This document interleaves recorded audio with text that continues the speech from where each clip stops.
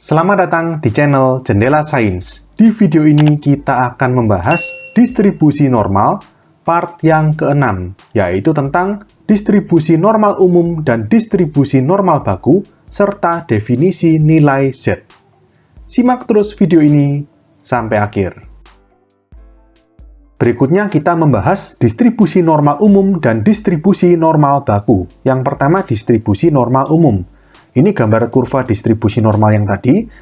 Kalau pada distribusi normal umum, kita gunakan variabel acak X. Jadi gini, biasanya kita menghitung luas daerah di bawah kurva fx untuk interval tertentu. Jadi bukan batas-batasnya min tak hingga sampai tak hingga seperti sifat yang tadi. Jadi intervalnya tertentu, misalkan kita mau mencari luas daerah di bawah kurva dengan interval x1 sampai x2. Jadi batas kirinya misalkan x1, batas kanannya x2, maka luas daerah di bawah kurva dengan batas x1 dan x2 adalah ini, yang warna abu-abu ini. Nah, untuk mencari luasnya kita gunakan rumus integral yang tadi. Jadi, P x1 lebih kecil dari x lebih kecil dari x2. Jadi, peluang nilai variabel acak x itu berada di antara x1 dan x2, itu sama dengan luas daerah di bawah kurva ini. Berarti sama dengan integral batas kirinya x1 sampai batas kanannya x2, atas min bawah, atasnya kurva, bawahnya sumbu x atau 0, berarti fx dx. Atau tadi fx-nya dijabarkan dengan rumus yang sangat rumit ini. Gini kan rumusnya ya.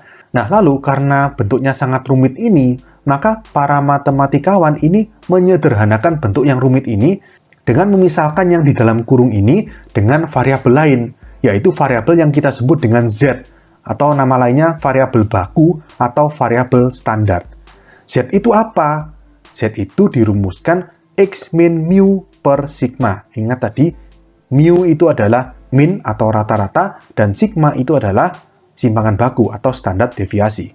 Oke, lalu ada asumsi lagi untuk menyederhanakan, yaitu mu-nya sama dengan 0 dan sigma-nya sama dengan 1. Nah, dengan asumsi-asumsi atau permisalan seperti ini, maka persamaan yang rumit ini agak sedikit disederhanakan menjadi seperti ini.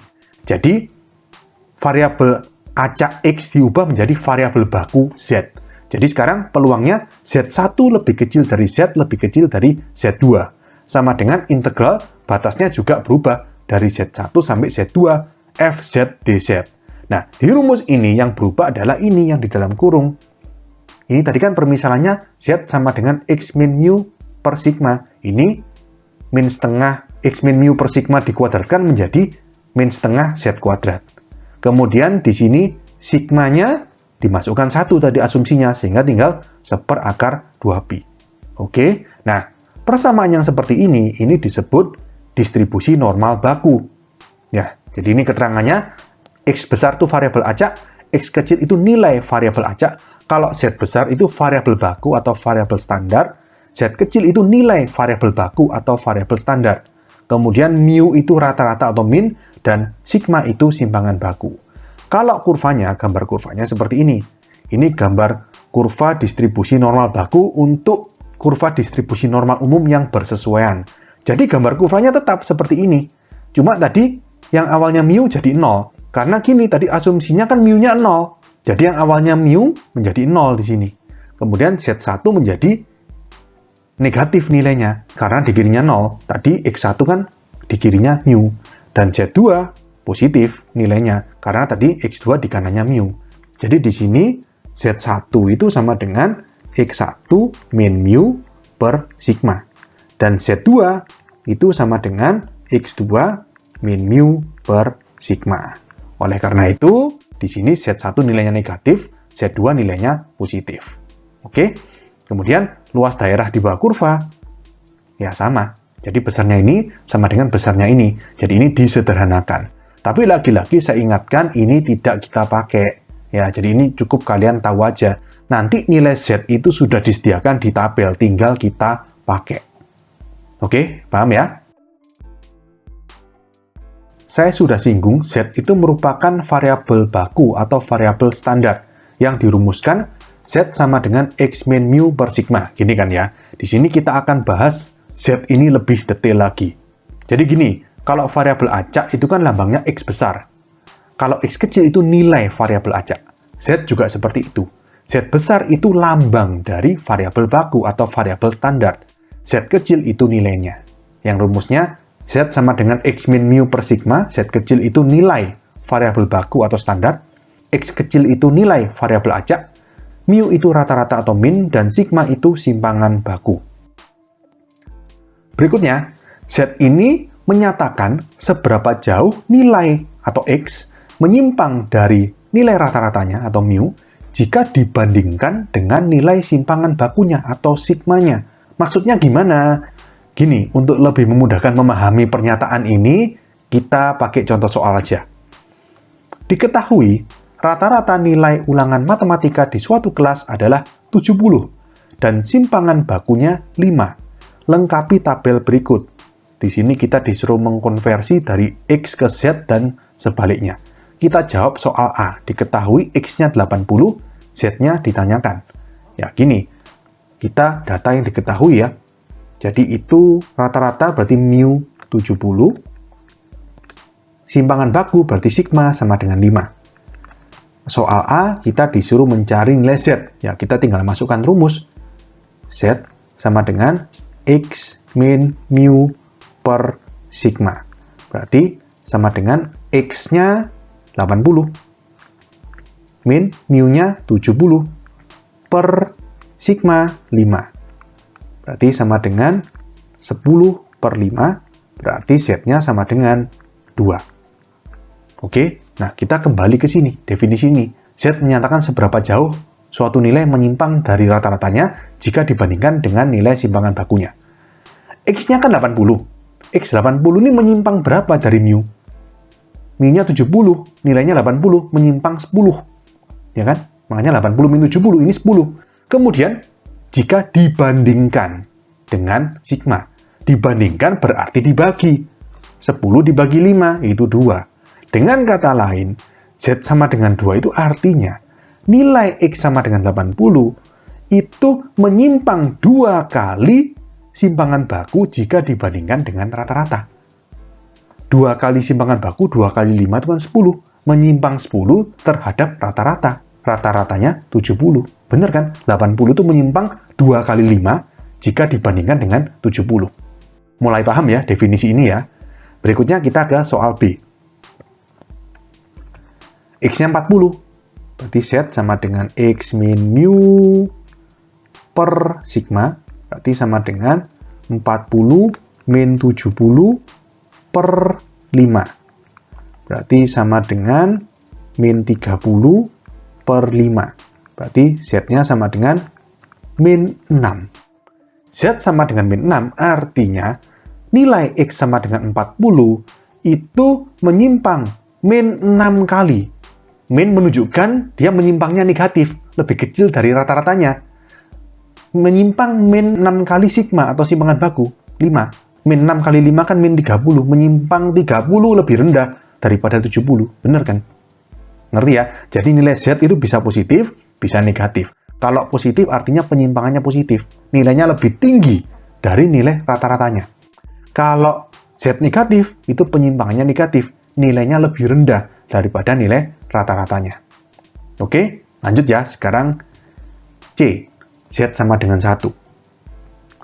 Jadi kita masukkan ke rumus yang sama, Z sama dengan X min mu per sigma. Sekarang diketahui Z, kita disuruh mencari X. Jadi ruas kirinya tahu, Z1 sama dengan X-nya dicari, min mu-nya 70 per 5. Berarti 5-nya kita kalikan ke kiri, 5 sama dengan X min 70, berarti X-nya sama dengan 75. Ya, berarti nilai Z sama dengan 1 itu artinya kan nilai yang menyimpang 1 kali simpangan baku terhadap rata-rata. Berarti kan menyimpang 5 dari 70, makanya 75. Penyimpangannya positif. Paham ya? Lanjut, D. Z sama dengan X min mu per sigma. Kita masukkan. Sekarang Z-nya negatif, min 0,5. Sama dengan X ditanyakan, min mu-nya 70 per sigmanya 5. 5-nya kita kalikan ke kiri, min setengah dikali 5, min 2,5. sama dengan X min 70. Min 70 pindah kiri plus 70. Dikurangi 2,5, 67,5. Kita tukar posisi, X sama dengan 67,5. Masuk akal ya, nilai X-nya lebih kecil dari rata-rata, makanya nilai Z-nya negatif. Atau dengan kata lain di sini, nilainya menyimpang setengah kali simpangan baku jika dibandingkan dengan rata-rata. Oke? Berikutnya, perbandingan kurva distribusi normal umum dan kurva distribusi normal baku. Ini adalah kurva distribusi normal umum. Jadi gambar kurvanya seperti ini agak lebar ya, tapi pada prinsipnya sama. Yang tengah-tengah ini adalah mu atau min atau rata-rata. Kemudian yang di kanan ini misalkan ada mu plus sigma. Kemudian ada lagi mu plus 2 sigma. Dan mu plus 3 sigma. Semakin menyimpang jauh dari nilai rata-rata, maka frekuensinya semakin rendah. Demikian juga yang menyimpang ke kiri, yang penyimpangan negatif. Ini mu min sigma, kemudian ini mu min 2 sigma, dan ini mu min 3 sigma. Jadi kalau misalkan saya pakai contoh yang tadi ya, yaitu nilai rata-ratanya atau minnya itu 70, terus simpangan bakunya itu 5, maka yang tengah-tengah ini 70. Terus ini kanannya 75, ini 80, ini 85. Semakin tinggi nilainya atau semakin jauh dari min, maka frekuensi atau peluangnya semakin kecil. Dan yang ke kiri juga, mu min sigma ini berarti 65, mu min 2 sigma berarti 60, mu min 3 sigma berarti 55. Semakin ke kiri, semakin menjauh, semakin menyimpang dari min, itu frekuensinya atau peluangnya juga semakin kecil. Oke, lalu kurva distribusi normal umum ini kita bandingkan dengan kurva distribusi normal baku yang pakai variabel baku, yang pakai Z. Maka seperti ini, sumbu Y atau FZ-nya ini di mu, karena ini 0, ingat ya. Ini kurvanya sama, ini 0. Kemudian yang di mu plus sigma ini berarti 1. Ini 2, dan yang ini 3. Yang ke kiri juga, min 1, min 2, min 3. Jadi kalau X-nya 70, Z-nya 0. Kalau X-nya 75, Z-nya 1, karena ingat tadi, Z sama dengan X min mu per sigma. Ya, jadi Z sama dengan 1 menunjukkan kalau nilai itu menyimpang 1 kali standar deviasi jika dibandingkan dengan minnya. Makanya mu plus sigma. 1 menunjukkan positif, penyimpangannya positif. Z sama dengan 2 menunjukkan nilainya menyimpang 2 kali simpangan baku terhadap min. Berarti mu plus 2 sigma. Kalau misalkan yang negatif, Z sama dengan min 3 ini. Artinya, mu min 3 sigma. Artinya nilai X itu menyimpang min 3 kali simpangan baku terhadap min. Menyimpang min 3 kali berarti penyimpangan negatif. Nilainya lebih rendah dibandingkan mu. Jadi mu min 3 sigma. Jadi ini hubungan antara kurva distribusi normal umum dan kurva distribusi normal baku. Oke? Nah, di sini ada catatan, jika mu sama dengan 0 dan sigma sama dengan 1, maka Z sama dengan X. Ya, masuk akal ya.